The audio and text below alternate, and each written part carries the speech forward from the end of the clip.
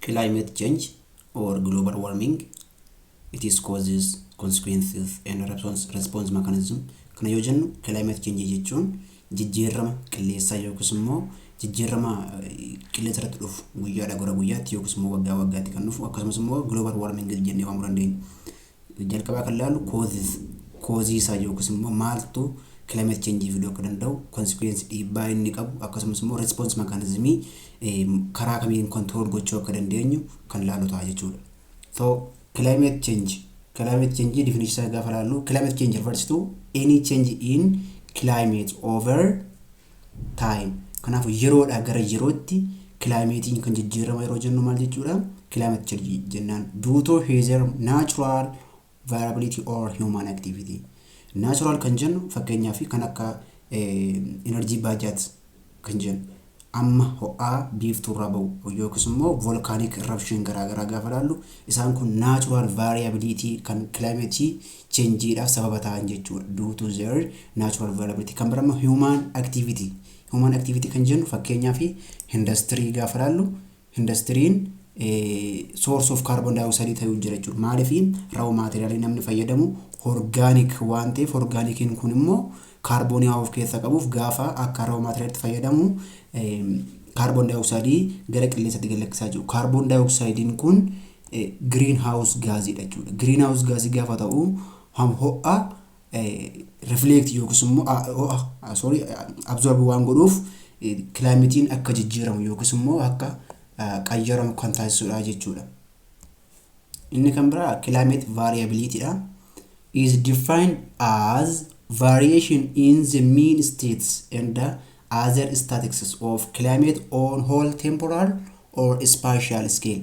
Kanaafu climate variation kan jennu kun immoo variation jechuudha. Inni kun variation kun jijjiirama jechuudha. Maaliif mean state tu jira fakkeenyaaf mean state inni temperature tokko yoo 22 ta'e 22 degree centigrade yoo ta'e yoo gara 23 ol dabala yookiis immoo gara 21tti fi kan isaan gadi ta'anitti yoo jijjiiramaa deeme variation jechuudha. Mean isaa irra immoo mean state isaa irra gaafa jijjiiramaa deemu climate variability jenneetu waamna jechuudha. Termoota kan lamaan erga qabannee booddee gara current trends of climate in Ethiopia ticeena.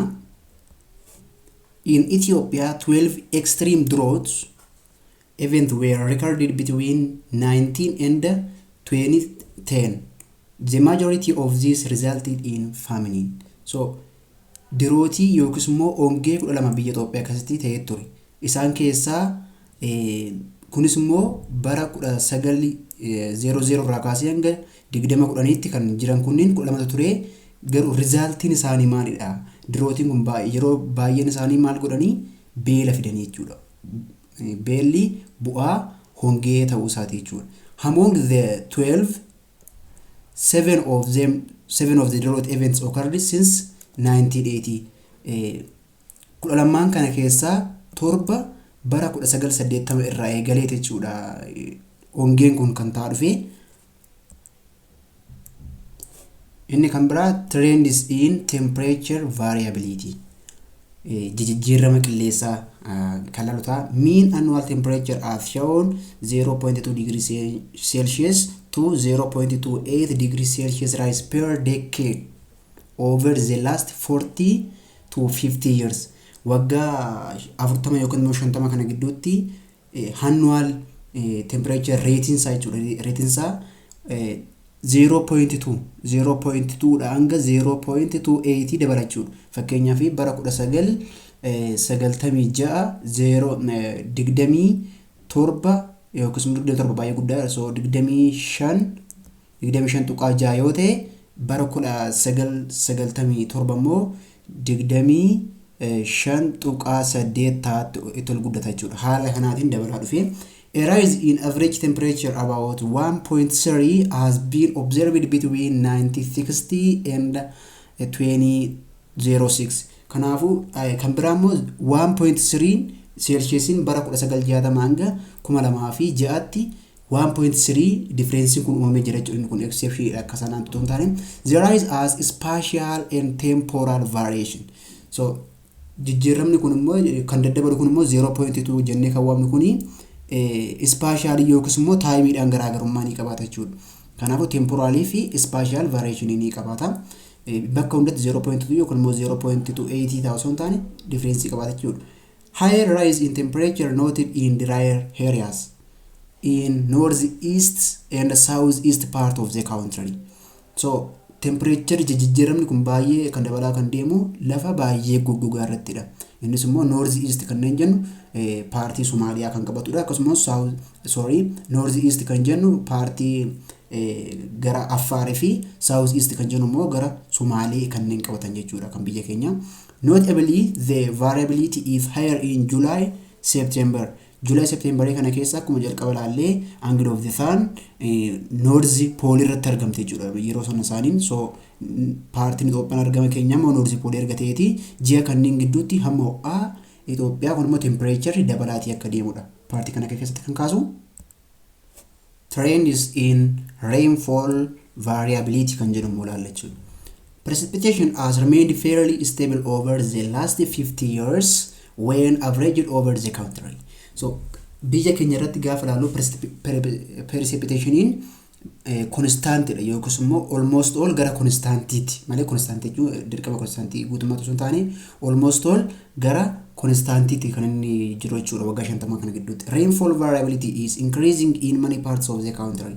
Garuu rainfall variability kanneen jennu kun immoo baay'ee jijjiiramaati kan deemu jechuudha. Akka precipitationii almost fairly stable sun taane increasing jechuudha. Rainfall nama tokko daddabalaati kan deemu jechuudha.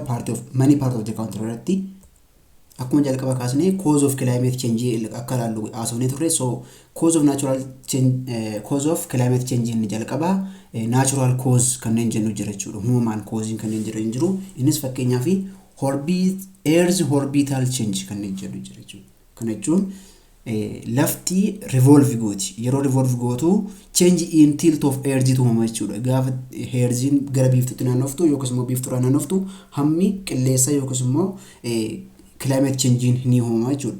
Energy budget akkuma kaawaa jalqaba kaasuuf yaallee hamma ho'aa biiftuurraa bahu jechuudha. The star kan jennu biiftuudha has been very gradually increasing its amount of radiation so that it is now 20% to 30% more intense than it was once. Kanaafuu hammi ho'aa biiftuurraa bahu yeroo ammaa kanatti gara paarsentii 20-30 dabalaatu dhufe kan duraan ture jechuudha. Inni kan biraa natural causing volcanic eruption releases large volume of sulfur dioxide, carbon dioxide, water vapor, dust, ash into atmosphere.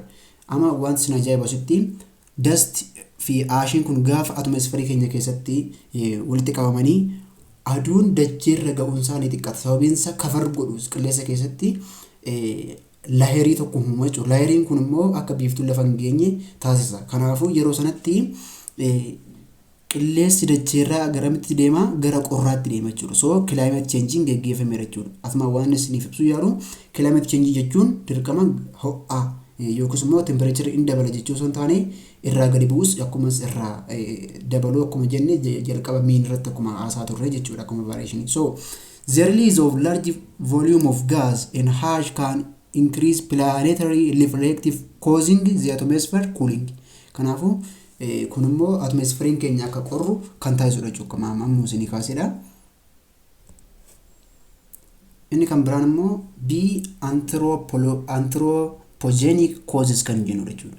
Anthropo means just human, genic means generation or derived from generation causes kanneen namaan ta'an yookiis immoo kanneen karaa namaatiin dhufan causing climate change inni kan biraa karaa namaatiin jechuudha. Innis immoo baay'inaan kan wal qabatu waa'ee industry irratti. So alaallu the warming of the Earth's planet in the past 50 years is majorly derived by human activities. Majorly. So amma asitti kan nuti ilaallu human activity climate keenya baay'ee change godhaa ture jechuudha. Akkamitti qilleensi dachee akka baay'ee warm ta'aa dhuftu kan taasisedha jechuudha. The industrial activity that our modern civilization depend upon have raised atmospheric carbon dioxide level. So carbon dioxide level industrial activity kun baay'ee jijjiirama dhufe jechuudha. Wanti nuti guyyaa guyyaatti irratti fayyadamnu kun carbon dioxide dabala. Carbon dioxide kun immoo greenhouse gas dha. Human induced greenhouse gas such as carbon dioxide, methane, nitrous oxide have caused much of the observed increase in Earth's temperature over 50 years. Waggaa 50 darban kana qilleensi akka ho'aa deemu kan taasisan greenhouse gaasii industirii irraa yookiis immoo karaa namaatiin gara qilleensa keenyaatti galakkifamedhaan jechuudha.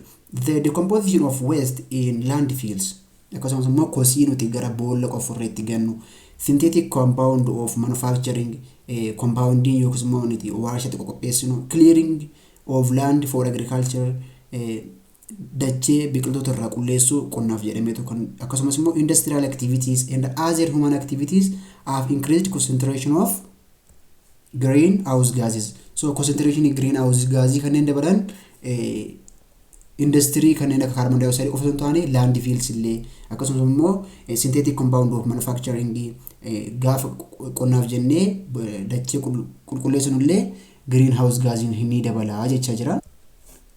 Consequences of climate change erga causes isaanii karaa namaa fi karaa natural erga ta'anii booda consequences yookiis immoo dhiibbaa maal qaba gaafa laallu impact on human health fayyaa namummaa irratti dhiibbaa guddaa qaba.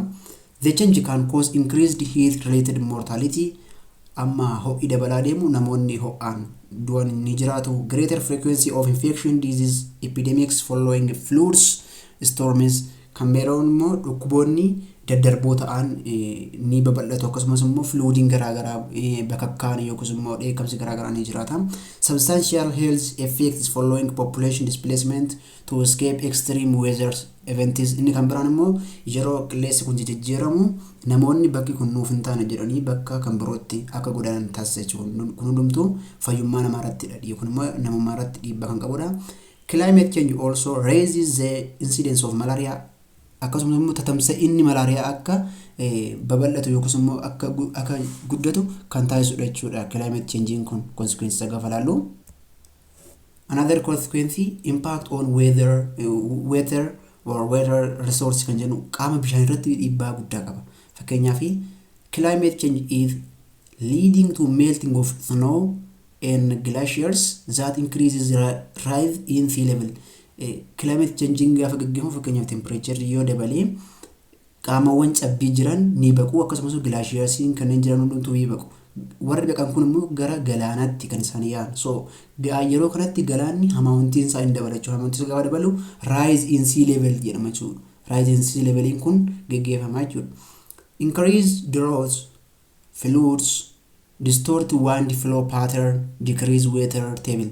Kana jechuun immoo yoo ho'i akka malee jiraate hongee dhufaa akkasumas immoo floodiin ni jiraata jechuudha. Fakkeenyaaf yoo ho'i baay'ate evaporationitu baay'ata. Evaporationiin gaafa baay'atu gara samaatti kan deemu roobni baay'ata jechuudha. Roobni rooba kun immoo deebi'ee floodsiin akka baay'atu taasisa. Akkasumas immoo dacheen tokko gaafa ho'u akkuma jalqaba intertropical convergence zone irratti akka laallee yeroo ho'aa ta'e pressure xiqqaa uuma jechuudha iddeen ho'aa ta'e sun. Iddee kanaafuu bakka qorraarraa bubbeen achitti bubbisa. So yeroo kanatti bubbeen distort ta'a jechuudha. Distort pattern isaa ni qayyara jechuudha. Kan duraan tureerra kan uumamaan tureerra ni qayyarama jechuudha. More frequent and longer drought reduce amount of runoff into water streams and lake. Inni kan biraan immoo hongeen yoo dheerate qaamonni bishaanii gara lageewwan gurguddootti yaa'an maal ta'u irraa citu. Akkasumas immoo streamii garaagaraa leeksiiwwan garaagaraa hin goggogu jechuudha. Another consequences impact on agriculture. Egaa qaama bishaan erga miidhee agriculture miidhuusaa waan hafu miti jechuudha. The changes affect agricultural production, increases physiological stress and fodder quality and availability kan jedhudha. Kun immoo physiological stress itti fiduu danda'a jechuudha. Eenyutti agriculture nuti fayyadamu irratti physiological stress irratti fiduu danda'a. Akkasumas immoo fodder quality qannasuu danda'a. Availability illee dhabamuuti danda'a jechuudha. Inni dhumaa fi consequence inni dhumaa narrafaan impact on ecosystem.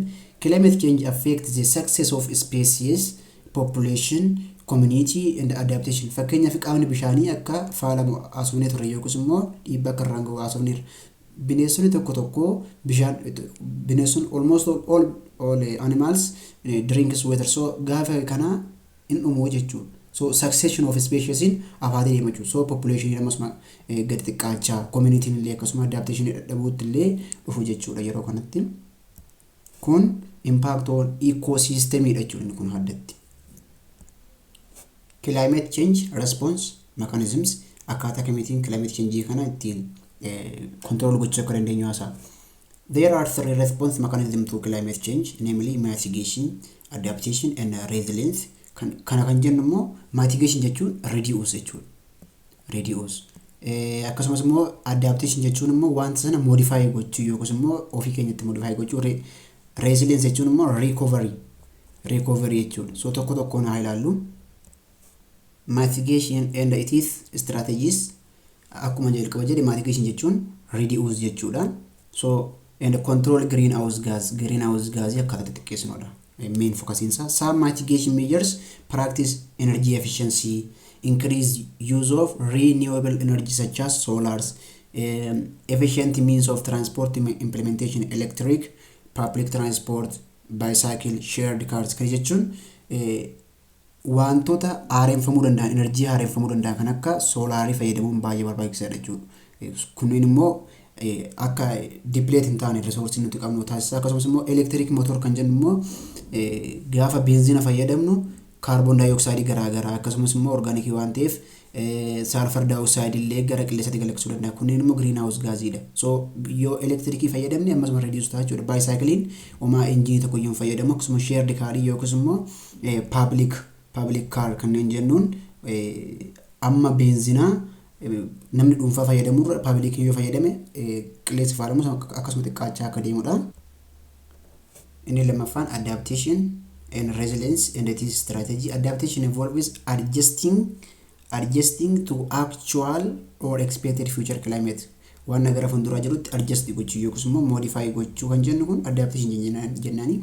Resilience refers to the rate at which an individual or community or a country recover from such setback.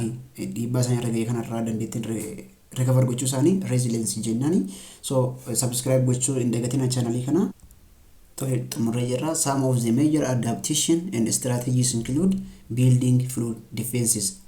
Yoo flooding gara fuulduraatti nu quunnama jennee yaadnu ta'e flood defense garaagaraa ijaaruun.